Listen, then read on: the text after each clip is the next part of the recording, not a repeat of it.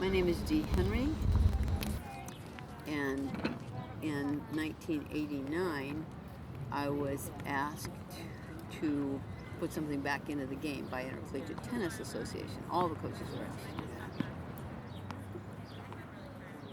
My husband's a pastor. We had a little boy who had cerebral palsy at our church, and so therefore we started playing with a ping pong paddle and a balloon.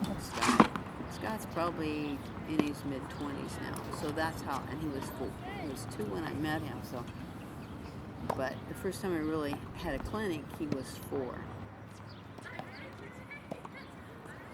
And in 1995, I took my certification test for USPTA, and like Scott, it was just a very fun thing that he might be able to do with his family.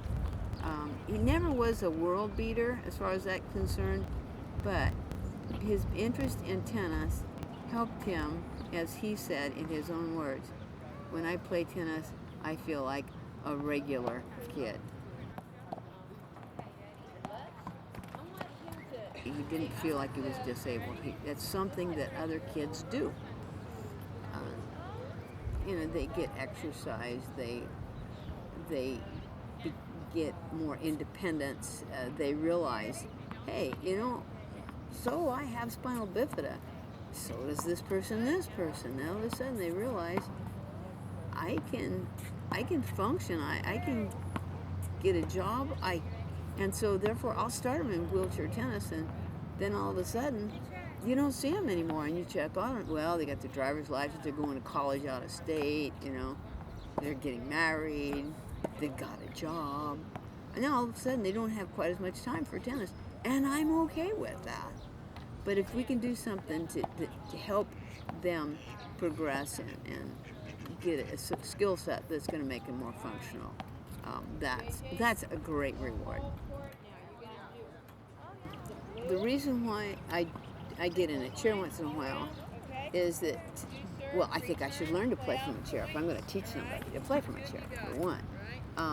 But a lot of people are visual learners, and if they're not seeing how you set up to the ball and you're holding out, how you're pushing and all that sort of stuff, then they don't learn as fast. Jeffrey was probably about 6 when he started playing, but Jeffrey has CP, and Jeffrey's moving on with his life. He's graduated from college now, and so he's kind of moving on with his life. But he played for a long time, but never became a world beater. The other day he was so funny. Last time I saw him, he said, well, maybe about 15 more years, and Jessica, we can play some tournaments. Good. There's something about hitting something that is release. If you could just bang something, hit something really hard, and not break your fist, then it's very like I say, it's releasing energy. There is a huge difference between a birth defect and an injury. A kid with a birth defect always seems to feel like they're limited. It's a, quote, disability, where the people who have been injured tend to look at more of as it's a challenge, something I got to get past. It allows a person that has become injured an avenue where they can experience some of that competition and normality of life before their injury. And people who don't know anybody in a chair, they won't know what their disability is. And I'll never forget Scott's mother, the first little boy, says, you get Scott to do things that the doctor says he can't do. I says, oh, I'm sorry. She says, no, go ahead, His range of motion and the ability he has to connect with the oncoming,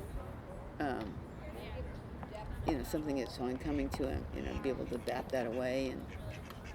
those skills, he's going to get hit in the face because he's not going to see stuff. Well, he's going to get hit in the face today because he knows to put his hand up there. So it's just, you're teaching them skills that they wouldn't have otherwise. What makes me come out here after getting up at 6 o'clock in the morning and driving for 5 hours and being with my team in a tough match and not wait to get back out there? I don't know. You're teaching them skills that they wouldn't have otherwise. And I think that's a reward. But they're obviously doing more for me than I am doing for them. I always feel that way.